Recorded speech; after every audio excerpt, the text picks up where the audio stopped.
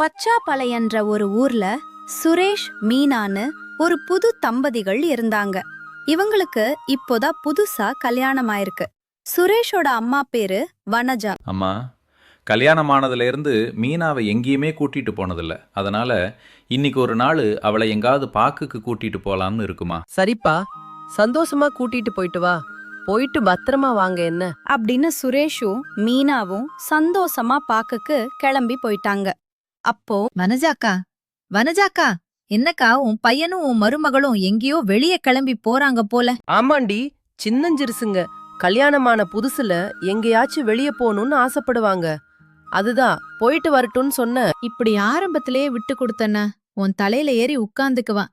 ஆரம்பத்திலேயே புடிச்ச வைக்கணும், அப்பதான் சரி வருவாளுக அப்படின்னு பக்கத்து வீட்டுக்காரம்மா ஒரு குண்டு தூக்கி போட்டுட்டு போயிட்டாங்க. வனஜாவும் அந்த பக்கத்து வீட்டுக்காரம்மா சொன்னதை கேட்டுட்டு பிரச்சனை பண்ண ஆரம்பிச்சாங்க. எங்க பாக்குக்கு போயிட்டு வரதுக்கு நைட் ஆயிடுச்சு. எனக்கு வேற ரொம்ப பசிக்குது.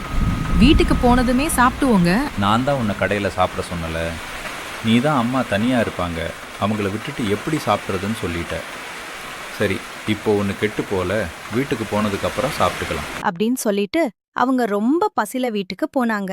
ஆனா வனஜா கோவத்துல சமைக்காம விட்டுறாங்க. அத்தை, என்னத்த இன்னும் சமைக்கலையா? நீங்க சமைச்சிருப்பீங்கன்னு நினைச்சிட்டு நாங்க பசிலேயே வந்தோமா? அதா அப்படி கேட்ட. சரி விடுங்க, நானே சமைச்சிடுறேன் அப்படின்னு சொல்லிட்டு மீனா பசியோட சமையல் செஞ்சு கொடுக்கறா. மறுநாள் காலையில மீனா காஃபி போட்டு சுரேஷுக்கும் அவங்க மாமியாரான வனஜாவுக்கும் கொடுக்கறா. ஐயய்ய, என்னம்மா இது? டீயா இது? சுடுதண்ணி மாதிரி இருக்கு. டீல சர்க்கரையும் இல்ல, ஒரு டிக்காசனும் இல்ல. என்னம்மா இது, இப்படி டீ போடுற? சொல்லியிருந்தா நானே போட்டு கொடுத்துருப்பேன்ல. ஏமா, டீ நல்லா தானே இருக்கு, அப்புறம் ஏமா இப்படி சொல்ற? ஆமாண்டா, ஏன் சொல்ல மாட்ட? நேத்து வரைக்கும் நான் என்ன பண்ணாலும் சரி சரின்னு சொல்லிட்டு இருந்தேன். இப்ப புதுசா ஒருத்தி வந்த உடனே அவ பேச்ச கேட்டு ஆடுறல. அப்படிலாம் ஒன்றும் இல்லைம்மா, டீ நல்லா தான் இருந்துச்சு, அதான் சொன்னேன். இப்போ ஏன் கோச்சுக்குறீங்க? சரி சரி, உன் பொண்டாட்டிய நான் எதுவும் சொல்லலப்பா. அப்புறம் எனக்கு எடுக்க தேவையில்லாத வம்பு. இப்படி வனஜா கொஞ்சம் கொஞ்சமா பிரச்சனைய பெருசு பண்ண ஆரம்பிச்சா. இது கொஞ்சம் கொஞ்சமா கவனிச்சுட்டு வந்த மீனா அவளும் பிரச்சனைய பண்ண ஸ்டார்ட் பண்ணா. இத இப்படியே விட்டா இந்த மாமியார் நம் தலையில ஏறி உட்கார்ந்து மிளகாய் அரைச்சிரும்.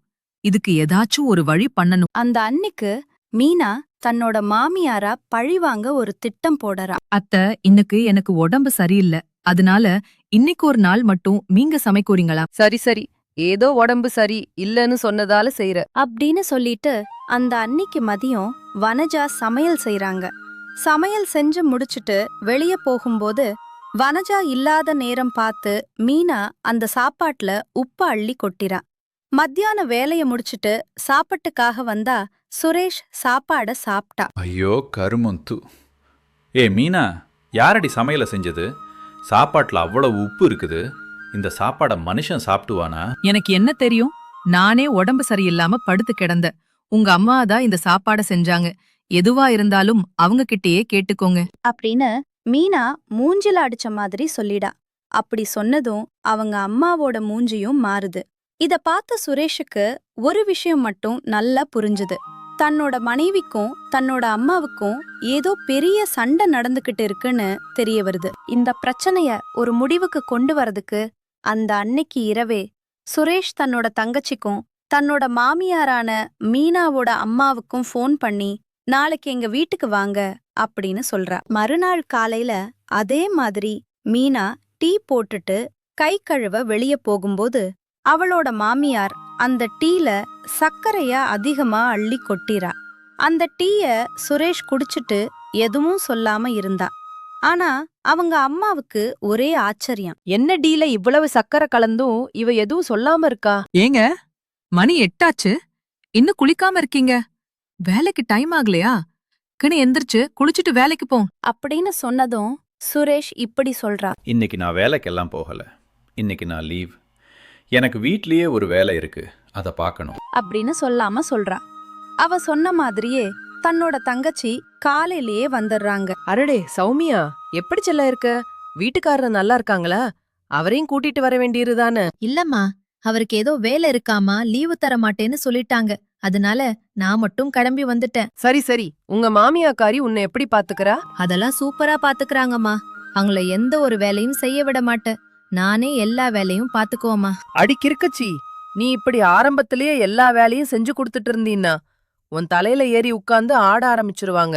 அதனால இப்ப இருந்து உங்க மாமியாக்காரிச்சு கிட்ட இருந்து கொஞ்சம் தள்ளியே டிஸ்டன்ஸ மெயின்டைன் பண்ணு. அப்படின்னு வனஜா கண்ணோட மகள் கிட்ட அறிவுரை சொல்றாங்க.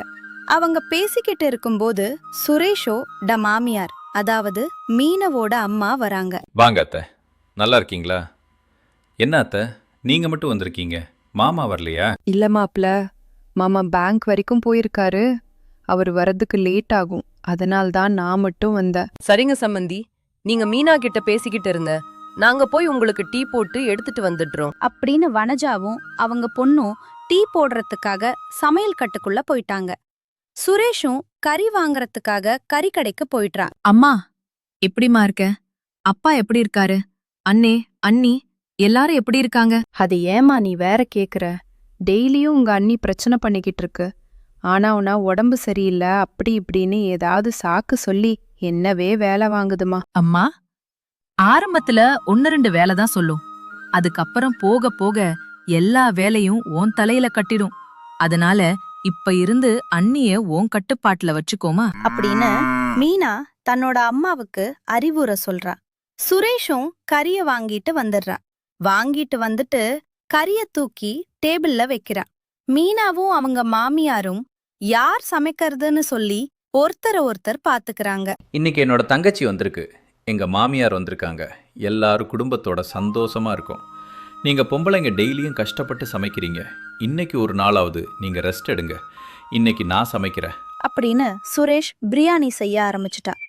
சுரேஷோட தங்கச்சியும் அவங்க மாமியாரும் அவங்க குடும்பம் எல்லாரும் சேர்ந்து பிரியாணிய சந்தோஷமா சாப்பிட்டு அவங்க தங்கச்சியும் மாமியாரும் அவங்க வீட்டுக்கு போயிடுறாங்க. அப்போ சுரேஷ் தன்னோட மனைவி கிட்டையும் தன்னோட அம்மா கிட்டையும் இப்படி சொல்றா. மீனா, அம்மா, 2 பேரும் இங்கே உட்காருங்க. உங்ககிட்ட ஒரு விஷயம் சொல்லணும்.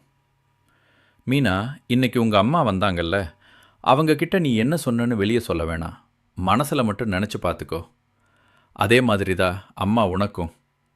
நம்ம தங்கச்சி வந்தால, அப்போ நீ அவகிட்ட என்ன சொன்னான்னு மனசில் நினச்சிக்கோ. அப்படின்னு சொன்னதும் அவங்க 2 பேரும் அவங்க சொன்னதை நினைச்சு பாக்குறாங்க. ஏம்மா, உன்னோட பொண்ணு அடுத்த வீட்டில் மருமக. அவ கஷ்டப்படக்கூடாதுன்னு நீ நினைக்கிற. அதே மாதிரி மீனாவோட அம்மா தான் பொண்ணு கஷ்டப்படக்கூடாதுன்னு நினைக்க மாட்டாங்களா? ஏன் மீனா, உங்கள் அண்ணி உங்கள் அம்மாவுக்கு வேலை சொல்கிறாங்கன்னு நீ கஷ்டப்பட்டல்ல? உங்கள் அம்மாவும் அந்த வீட்டில் ஒரு மாமியார் தான். அப்படின்னு சுரேஷ் அவங்க 2 பேருக்குமே ஒரு நல்ல அறிவுரை சொல்றான். உனக்கு வந்த ரத்தம் எனக்கு வந்தா தக்காளி சட்னியா அப்படிங்கிற மாதிரி எல்லா வீட்டிலும் தன்னோட மாமியார். தன்னுடைய மருமகளை பெண்ணாகவும் தன்னோட மருமக தன்னோட மாமியார அம்மாவாகவும் நினைச்சாங்கன்னா எந்த ஒரு குடும்பத்திலும் எந்த ஒரு சண்டையும் நடக்காது.